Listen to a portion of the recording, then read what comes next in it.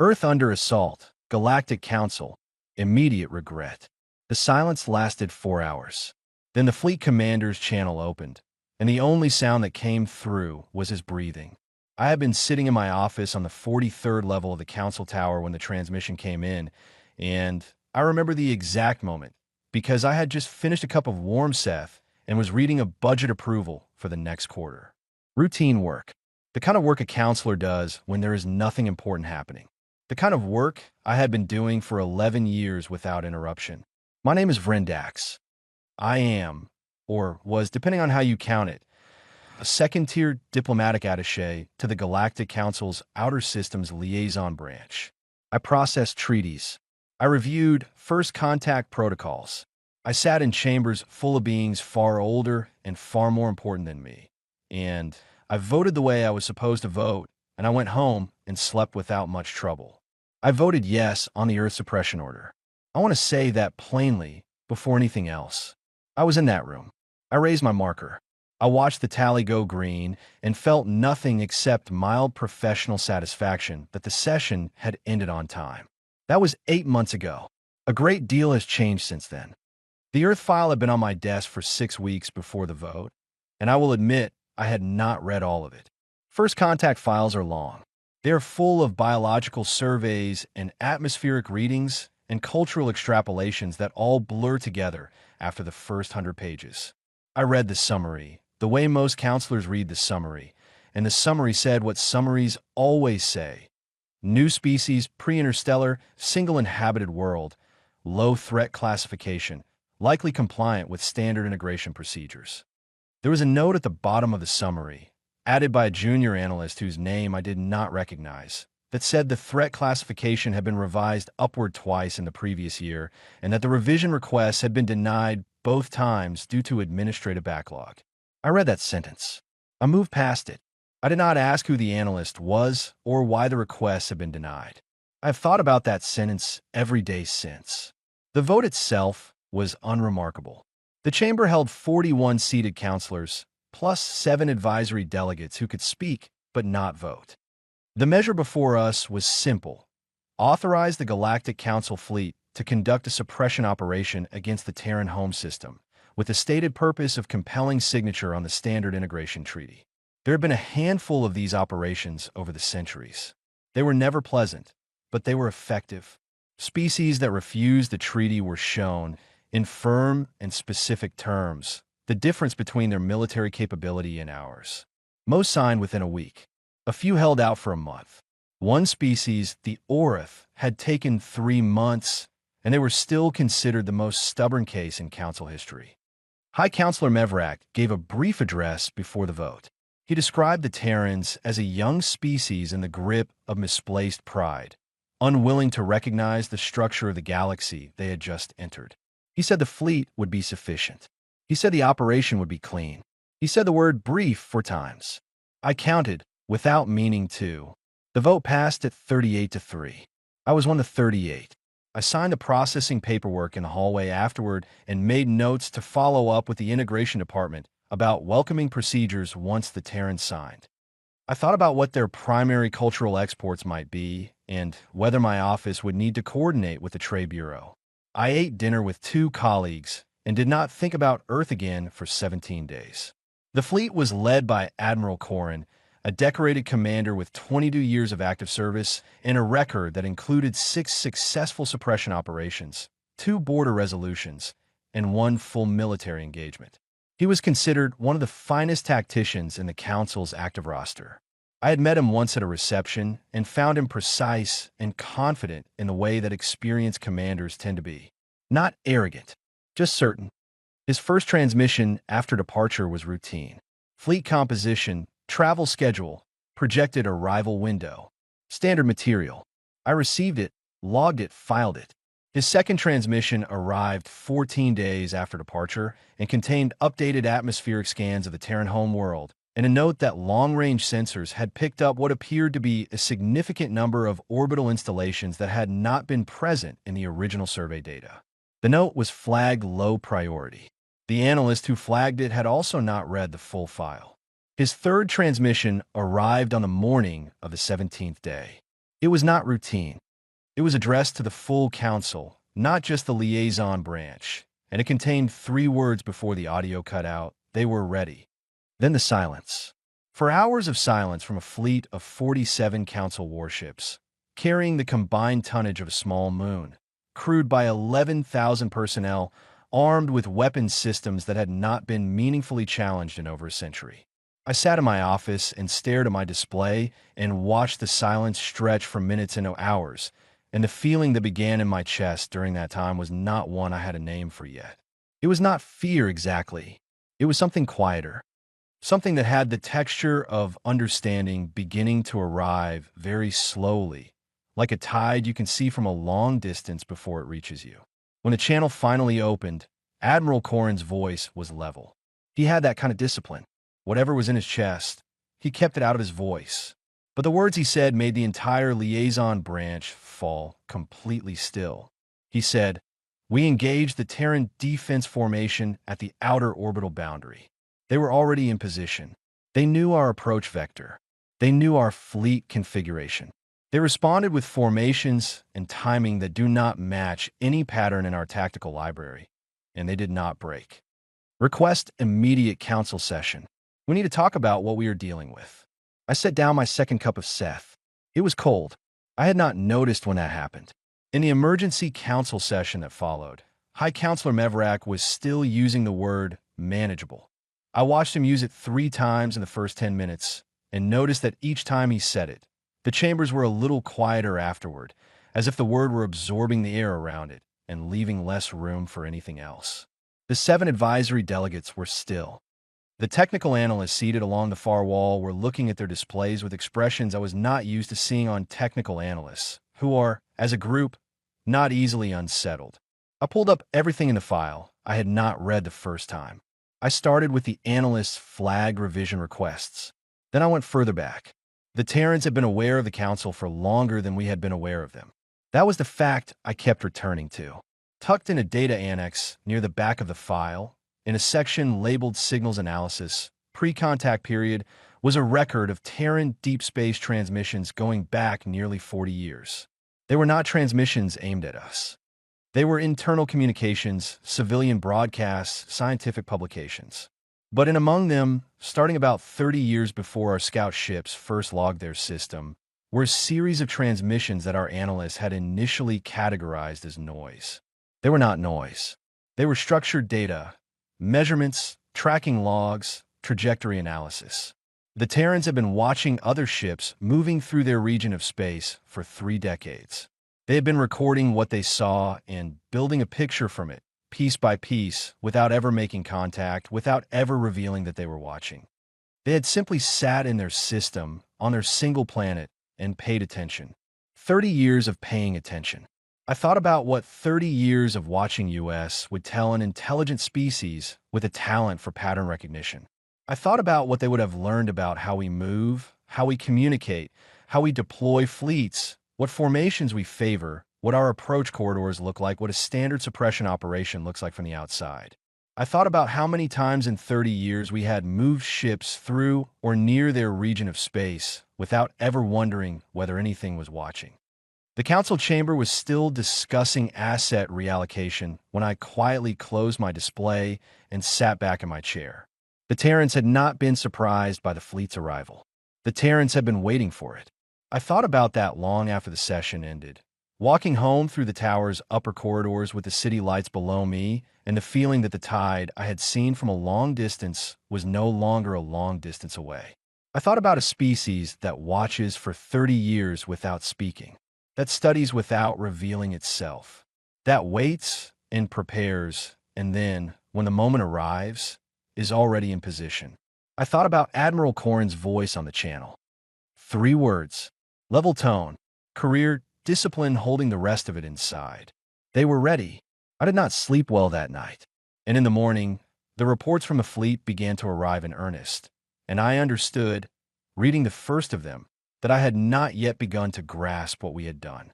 The first full engagement report reached my desk 46 hours after Admiral Corrin's initial transmission, and I read it twice before I understood what I was reading. Then I read it a third time because I thought I had misunderstood a unit of measurement. I had not misunderstood anything. The numbers were correct. 6 of our capital ships had been removed from the engagement. Not destroyed. Removed.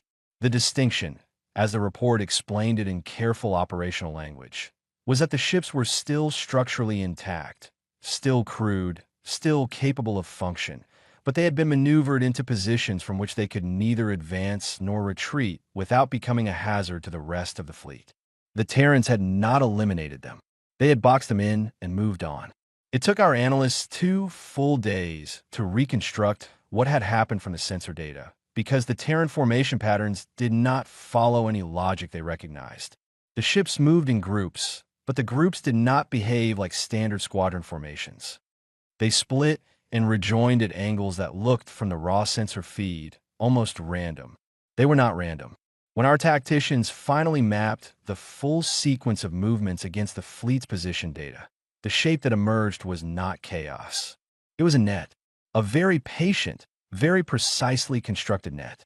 The fleet had moved into the Terran outer defense boundary, expecting to encounter resistance. They had encountered it. What they had not expected was that the resistance would be organized around what the Terrans were going to do next, rather than what they were doing right now. Every Terran maneuver in the first 6 hours of engagement was not a response to the fleet's current position. It was a response to where the fleet was going to be 20 minutes later. I brought this to the attention of High Tactical Analyst Govan, who had been assigned to the Council's Oversight Committee for the operation. I showed him the reconstructed movement map and pointed to the timing sequence. He looked at it for a long time. Then he said, "They modeled our decision-making." "Yes," I said. "In real time," he said. "It appears so," I said. He set the display down with a care that suggested he did not trust his hands at that moment. The second thing that emerged from engagement reports was the question of the Terran warships themselves. Our pre-contact surveys had logged some orbital activity around Earth, stations, satellites, a handful of vessels in the construction range that our analysts had classified as early-stage interstellar transport development. They had not classified any of it as military. There were 2 reasons for this. The first was that nothing in the logged activity matched the profile of a military installation in our standard recognition library. The second was that our analysts had assumed, as analysts often assume about pre-interstellar species, that what they could see was what there was. What the fleet found at the outer orbital boundary was not what the surveys had logged. The vessels were different, not dramatically different in size. Most of them were smaller than our own ships of equivalent function, but different in a way that took our engineers nearly a week to fully catalog. They had been built, as our lead engineer's report put it, with adversarial design in mind. The hull configurations, the drive system placement, the weapon mount positions, everything had been arranged not for optimal performance in neutral conditions, but for optimal performance against a specific kind of opponent. An opponent that used the formations and deployment patterns of the Galactic Council fleet. I read that paragraph 3 times as well. Admiral Corrin's second extended transmission came in on the morning of the 3rd day, and this one was longer. His voice was still controlled, but there were pauses in it now, small gaps between sentences where the discipline held, but the weight of what he was saying was visible in the silence around the words. He said the Terran commander had made contact. Not a surrender offer, not a request for negotiation. A simple identification, a human voice, speaking in flawless galactic standard, stating that the Terran Defense Force acknowledged the Council fleet's presence and wished to inform Admiral Corrin that the next phase of the engagement would feel different from the first. Corrin said the human voice had been calm. He said it had been the particular kind of calm that you hear in someone who has already run the numbers and is not worried about what they found. I asked Corrin's communications officer for a recording of the Terran transmission. I listened to it 4 times. The voice belonged to a woman. Her galactic standard was not accented in the way that newly contacted species speak it, carefully and with effort. It was fluent, idiomatic. She spoke the way someone speaks a language they have been using privately for years, finally saying out loud what they have long understood. She introduced herself as Commander Nora Vale of the Terran Defense Coordination Authority, and she said that she hoped Admiral Corrin was well, and that she looked forward to continuing their conversation under more comfortable conditions in the near future. The phrase near future saddened me in a strange way. Not a threat, an expectation. The analysis teams were, by this point, working in rotating shifts around the clock. I was not sleeping more than 4 hours in any given period. The council chamber was in session twice daily, and each session was shorter on resolution and longer on tension. High Counselor Mevrak had stopped using the word manageable. He had not replaced it with anything. The sessions simply had a silence where that word used to go, and no one filled it. On the 5th day, Captain Elwin Harrow of the Council Heavy Cruiser, 2nd Meridian, sent a transmission that did not go through official channels. It went to a personal address belonging to one of the advisory delegates, who forwarded it to me without explanation. I do not know why it came to me. Perhaps because I was the one who had been reading everything. Perhaps because the delegate knew I would not ignore it. Harrow's transmission was 12 minutes long. He was a steady man, 28 years in service, with a voice that matched his record. But 12 minutes in, after he had described the engagement sequence in precise technical detail, he said something that was not in any official report and that I suspect he included because he needed to say it to someone who would understand what it meant. He said, "They aren't retreating. They're hurting us." He described the way the Terran formation responded each time the fleet attempted a new approach vector. They did not engage to hold ground. They engaged to redirect. Every time the fleet pushed in one direction, the Terran response made that direction less preferable, not by blocking it entirely, but by making the cost of pursuing it slightly, precisely, measurably higher, while simultaneously making another direction look marginally more open. The fleet had been moving for 3 days with the feeling of tactical initiative, and Harrow had spent the last 6 hours studying the sensor data and realizing that the direction they were moving was not the direction they had chosen. It was the direction they had been led. "They're hurting us," he said again, at the end of the 12 minutes. And then the transmission ended. I sat with that for a long time. Then I went to the archive and pulled every record we had on Terran history. Not the summary, the full file. All 1,140 pages of it. I started reading at the beginning and did not stop.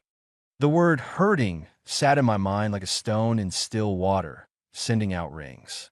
By the time I reached page 200 of the Terran history file, I had begun to understand that the rings were going to travel a very long way before they stopped. By the 8th day, the Council's Emergency Oversight Committee had a name for what was happening, and the name they chose was Unexpected Resistance, which was accurate the way that describing a structural collapse as unexpected settling is accurate. It was true as far as it went. It just did not go very far. I had been reading the Terran history file for 3 days at that point. Not casually, not in summary, but the way you read something when you start to suspect that the answer to the question you're actually asking is buried in there somewhere, and you will not find it unless you go through everything. The file was dense. The Terrans had a written historical record going back several thousand years, and a substantial portion of it was about conflict. This was not surprising. Most species' historical records contain conflict, especially in the early periods. What was different about the Terrans was not the presence of conflict, but the texture of it. The way they wrote about it, analyzed it, returned to it. The sophistication with which they had, over centuries, developed systems for understanding why conflict started, how they escalated, what ended them, and what could be learned from each one to prepare better for the next. They had entire fields of study dedicated to this. Not just military history, though there was a great deal of that.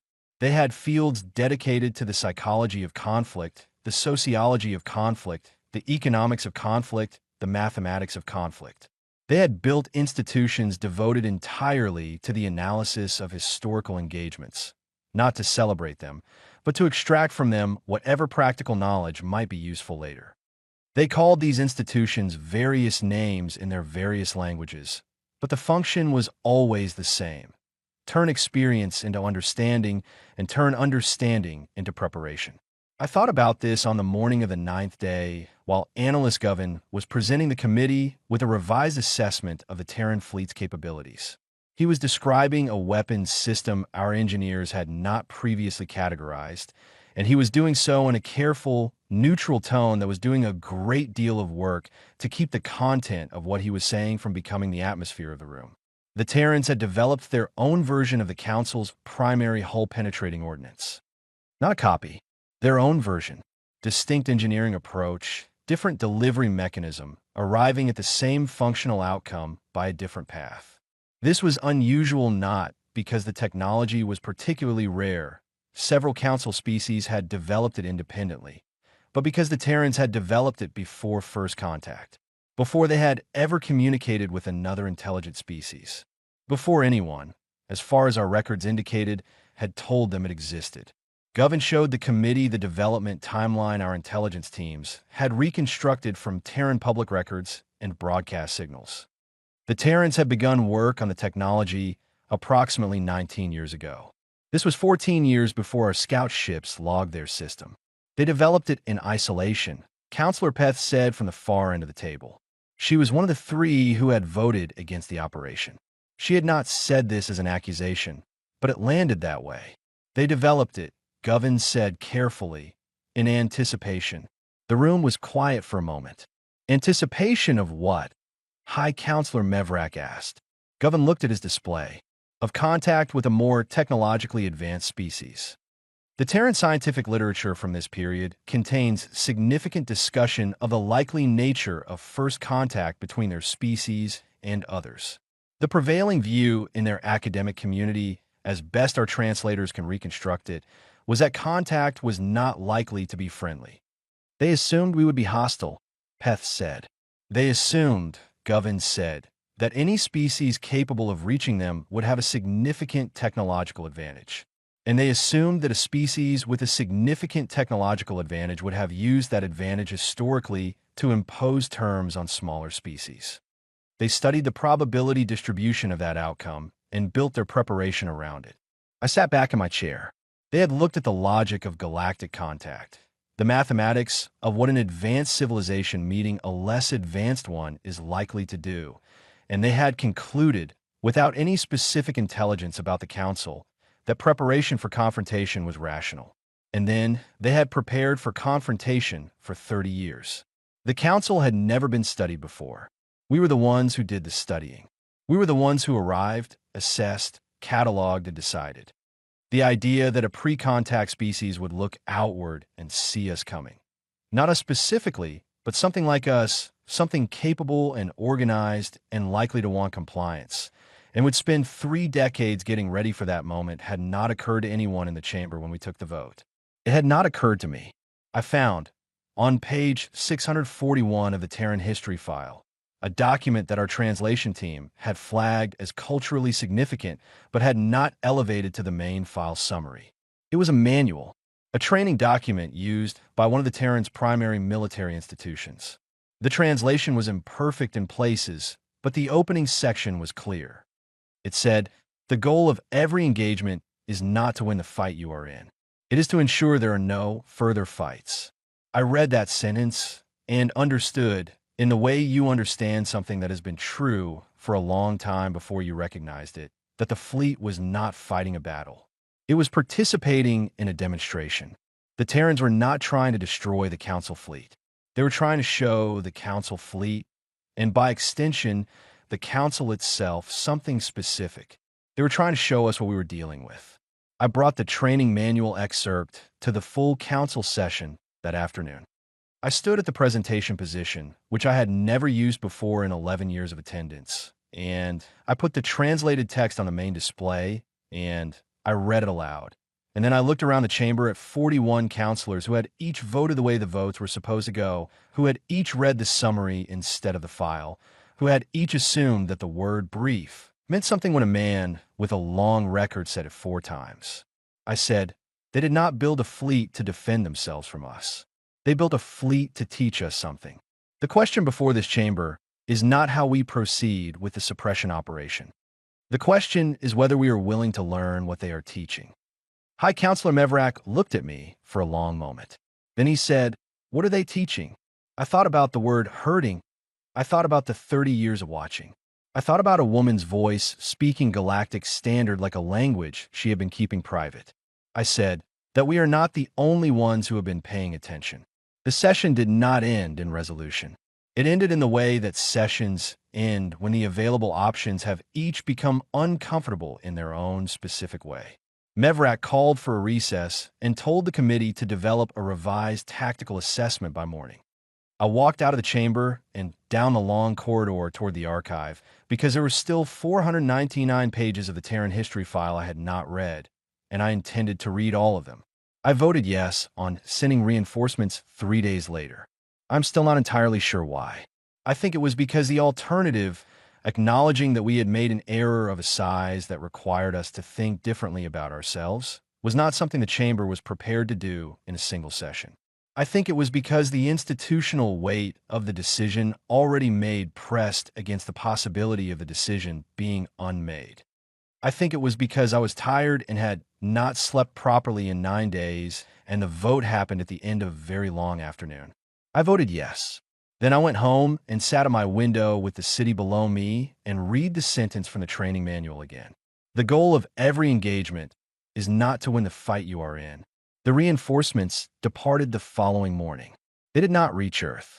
The intercept happened on the 14th day after the reinforcement fleet's departure, at a point roughly equidistant between Council space and the Terran home system. It did not happen the way intercept happened in Council tactical doctrine, which is to say it was not an ambush, it was not a destruction event, and it was not accompanied by demands or ultimatums. It was, from a purely mechanical standpoint, one of the most precise and controlled military operations in the recorded history of the Council's engagement archives, a history that spans nearly 4 centuries.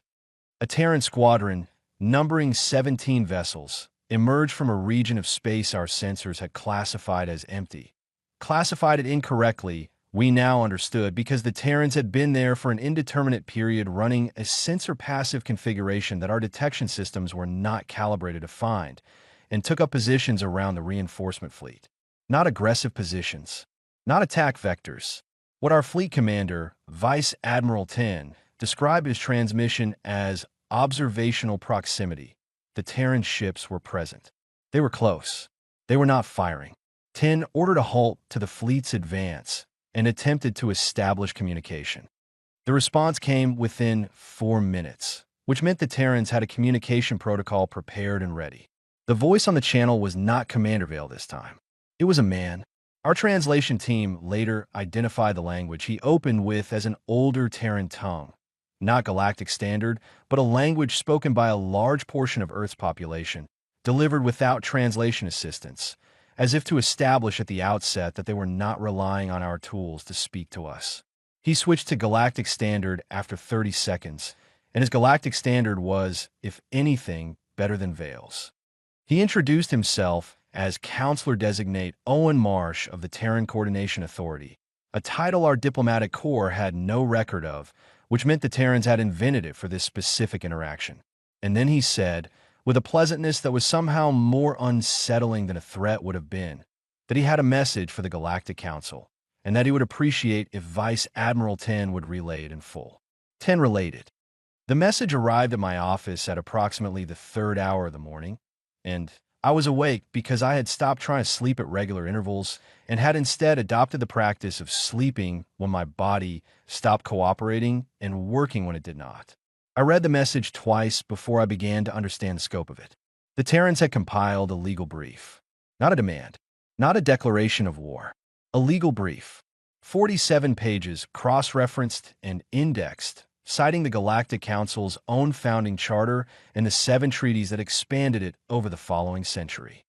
The brief argued, with methodical precision, that the suppression operation authorized against Earth violated 17 separate provisions of the Council's own governing documents. Provisions related to the rights of sovereign species, the conditions under which military force could be authorized, the required diplomatic steps before any enforcement action, and the standards of evidence that had to be met before a species could be classified as a threat. The brief did not read like it had been assembled in a hurry. It read like it had been in preparation for a long time. The cover document, a single page preceding the brief itself, was addressed by name to every council member who had voted in favor of the operation. All 38 of us. Our names in Galactic Standard, spelled correctly. It was addressed to me as well. Brindax, second-tier diplomatic attaché, Outer Systems Liaison Branch. My name on a document written on Earth by people who had not known I existed until I voted to send a fleet to their home world. The cover document said that the Terran Coordination Authority was prepared to submit this brief to every species in the galactic community for review, to make it, in their phrase, a matter of public record across all relevant parties, unless the Council wished to engage in direct conversation instead. It said that the Terrans considered the Council's founding principles worth preserving, that they had read the original charter documents with interest, and that they believed the Council was capable of better decisions than the one it had made. It said this without contempt. That was the part one kept returning to. It was not sarcastic. It was not designed to humiliate. It read the way a careful and patient person writes when they want a conversation, not a victory, when the goal is not to win the argument, but to change the outcome. The last paragraph of the cover document was 3 sentences. The first sentence noted that the Terrans had identified 43 species currently operating under Council integration treaties, whose negotiation records showed patterns consistent with the violations documented in the brief. The second sentence noted that the Terrans had made contact with representatives of 11 of those species over the preceding 4 months. The third sentence said that those 11 species were watching to see how this conversation went.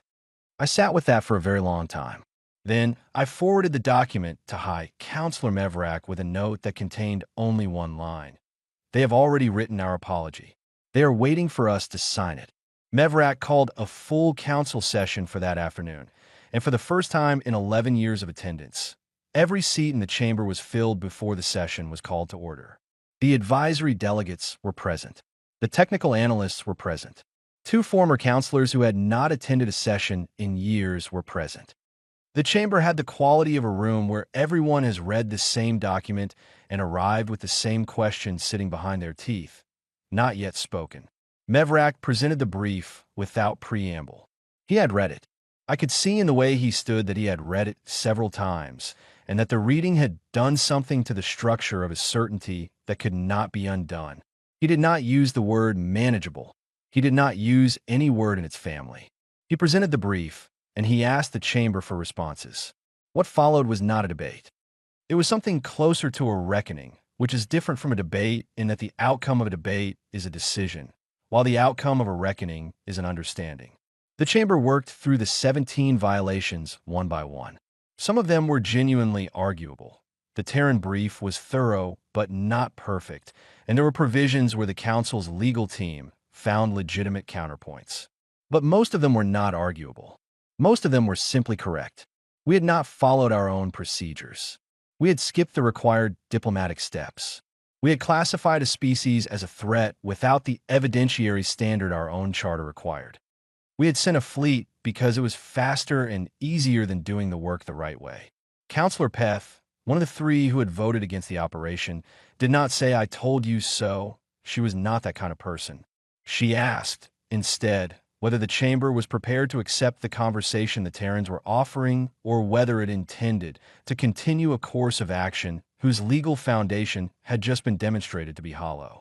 She asked it the way you ask something when you already know the answer, but understand that the process of arriving at it together is necessary and cannot be skipped. Mevrak called for a vote on whether to accept the Terran offer of direct conversation. It passed at 40-1. I do not know who the one was. I did not look. I voted yes and felt, for the first time since the fleet departed, that I was voting for something rather than along with something. It was a small distinction. It was not a small feeling. The response to the Terran Coordination Authority was drafted that evening by a committee of 4, of which I was one. It was a short document. It acknowledged receipt of the brief. It accepted the invitation to direct conversation. It proposed a neutral location. It said the Council looked forward to the discussion. I was the one who sent it. Outside the Council Tower, the city went on in its ordinary way, people moving through their evenings without knowing that in a building above them, 40 counselors had just agreed to sit down with a species they had tried to suppress and listen to what that species had to say. I thought about Commander Vale's voice. I thought about Owen Marsh's cover document. I thought about the 11 species that were watching. Then I went to the archive and pulled the full record of every integration treaty the Council had negotiated in the past 4 centuries, and I began to read from the beginning because I understood that the conversation the Terrans had asked for was not going to be about Earth. It was going to be about everything. The Council delegation arrived on Earth in a standard diplomatic transport, and nobody came out to meet us. I want to be precise about this because the absence of ceremony was itself informative. Every first contact we had ever conducted, every treaty signing, every formal diplomatic engagement in Council history had been accompanied by ceremony. Arrival protocols, honneur formation, designated greeting officials, and formal reception chambers. The entire infrastructure of impressive meetings. We had prepared the same infrastructure for our arrival at Earth. The correct number of delegates, the correct configuration of transport, the correct sequence of communication leading up to the approach, and the Terrans had received all of it politely, confirmed our arrival window, and then sent us coordinates for a building in a mid-sized city and a note that said a car would be waiting. A car, a ground vehicle, 4 wheels, an internal combustion variant of a drive system they had apparently not entirely moved away from yet, driven by a man named Cal who shook each of our hands when we climbed in and asked whether anyone wanted music on the way there. 2 of my fellow delegates looked at each other. I said that would be fine. Cal put on something with strings that I did not recognize and drove us through city streets that smelled of rain and something cooking somewhere nearby, and I looked out the window at a world that was not at war. That was the thing that stayed with me during the drive. Earth was not at war. Our fleet was still positioned at the outer orbital boundary. The reinforcement fleet was still held at intercept distance by 17 Terran vessels. And the city around us was simply a city. People on walkways, vehicles moving at moderate speeds, a market of some kind visible through a gap between 2 buildings, children in a small park doing what children do in parks. The ordinary business of a species living its life. Nobody was looking at the sky. I had expected to find a world braced. A species at the edge of its capacity, defensive and exhausted by months of sustained military engagement. I found a species that had absorbed everything we had thrown at it and was still just going about its day.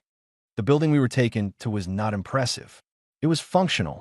Several floors, large windows, a lobby with a few people moving through it on their own business. A woman met us at the entrance. Not Commander Vale. I recognized her voice from the recordings, but this was someone else. She introduced herself as a coordinator named Helen Ward and said she would take us up. She did not say welcome to Earth, or we are honored by your visit, or any of the standard diplomatic phrases that signal the beginning of a formal event. She said, "The room's ready if you want to come up," and led us to a set of moving platforms that carried us to the 4th floor. The room was a conference room. It had a long table, chairs sufficient for our delegation, and there's a view of the city through windows that did not appear to be reinforced, and a side table with containers of water and something warm and dark that I later learned was a Terran beverage called tea. It was the kind of room where decisions get made by people who have decided not to be impressed by their own decision-making. It was the most disarming room I had ever been in. Commander Vale was already seated when we entered. She was smaller than I had expected, in the way that people often are when you have been building them from their voice. She stood when we came in and greeted each of us without excessive formality. A direct look, a handshake, a name said back to us, so we understood she had learned who was coming.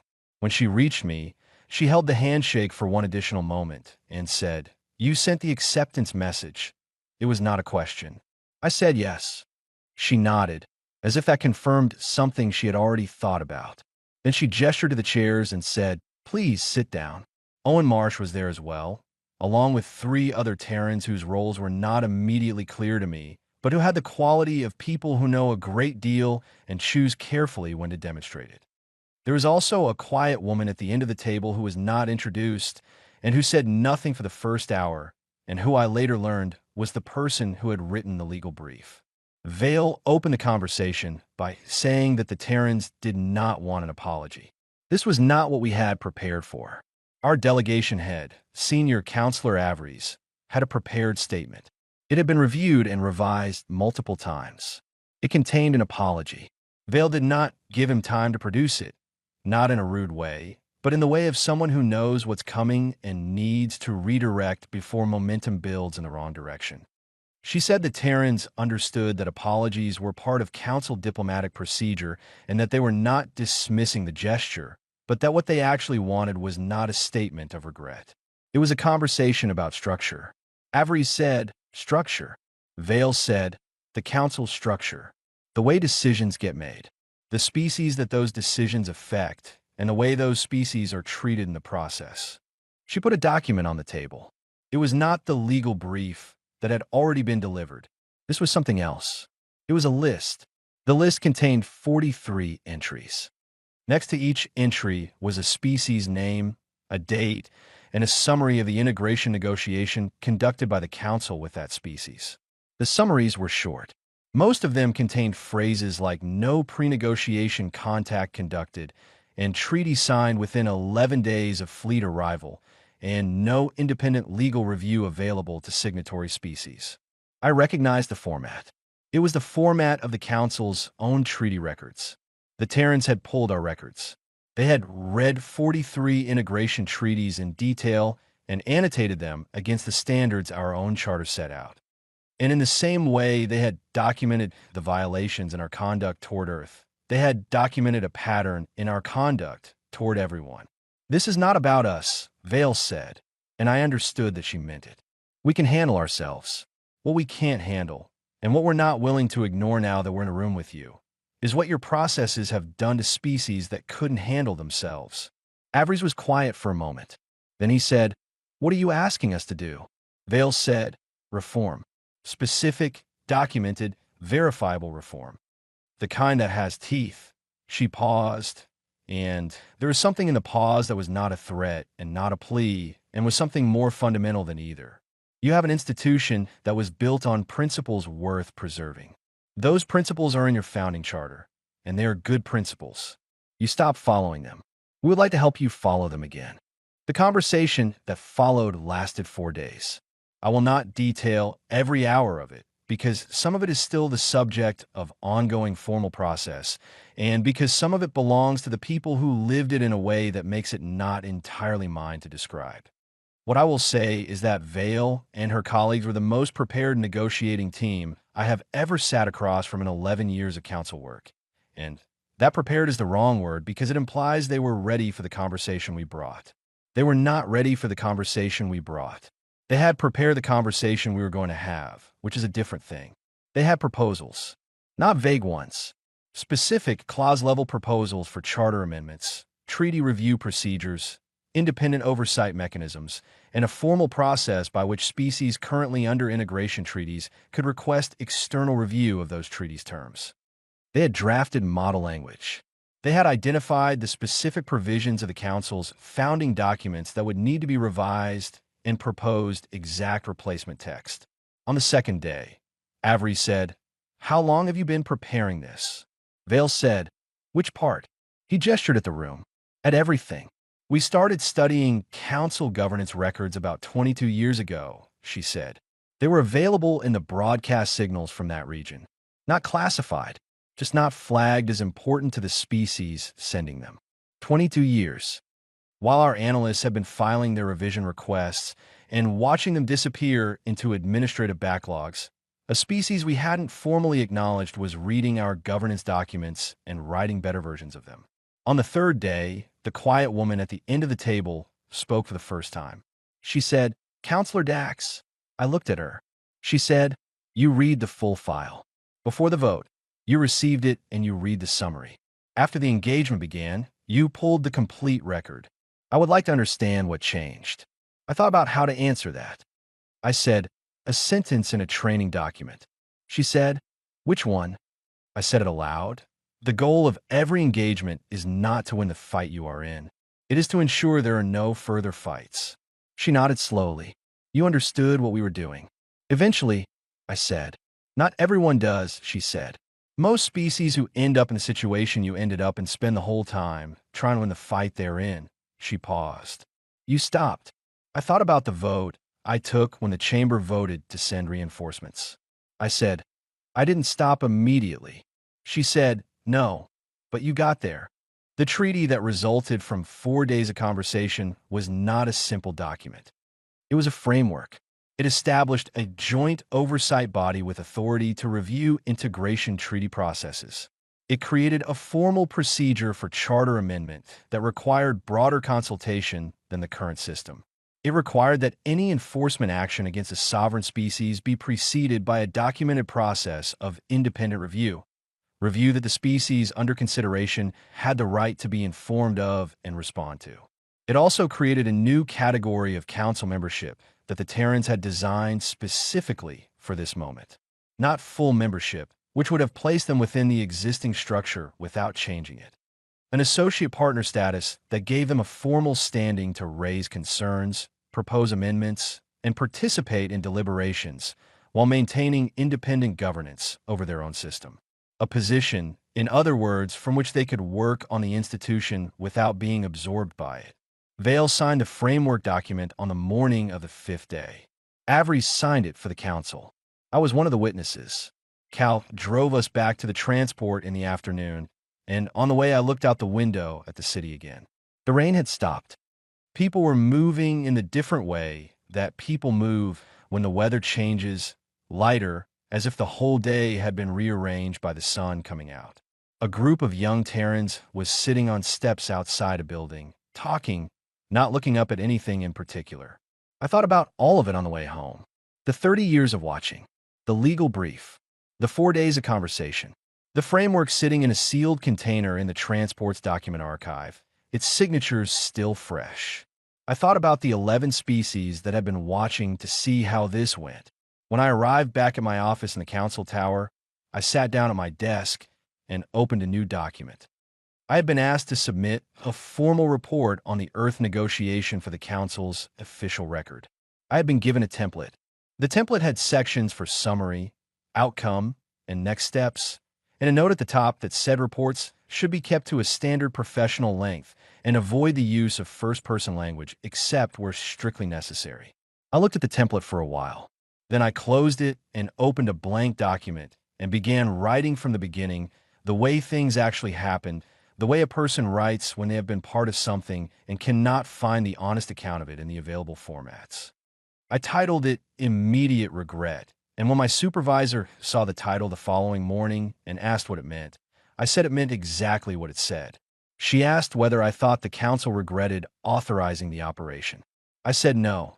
I said the council regretted almost winning. I said those were two different things, and that the difference between them was the entire point. I said that a species which had spent 30 years preparing for us, which had built its fleet around our formations and learned our language before we knew they existed, and written our charter amendments before we sat down to negotiate, was a species that had understood something about the galaxy that we had forgotten. She asked what that was. I said that the goal of every engagement is not to win the fight you are in. It is to ensure there are no further fights. My superiors refused to include that line in the official record. They said it was not professional language. They said the report needed to be revised to match standard format. I revised it to match standard format, submitted the official version, and then published the full account through independent channels the following morning. It spread to 46 council member species within the first week. I received a short message from the Terran Coordination Authority shortly after. It contained no signature, just 3 words in Galactic Standard. It said, "There it is." I thought about that for a moment. Then I wrote back, also 3 words. "Here we go," I said, and that, as it turned out, was the beginning of the next part.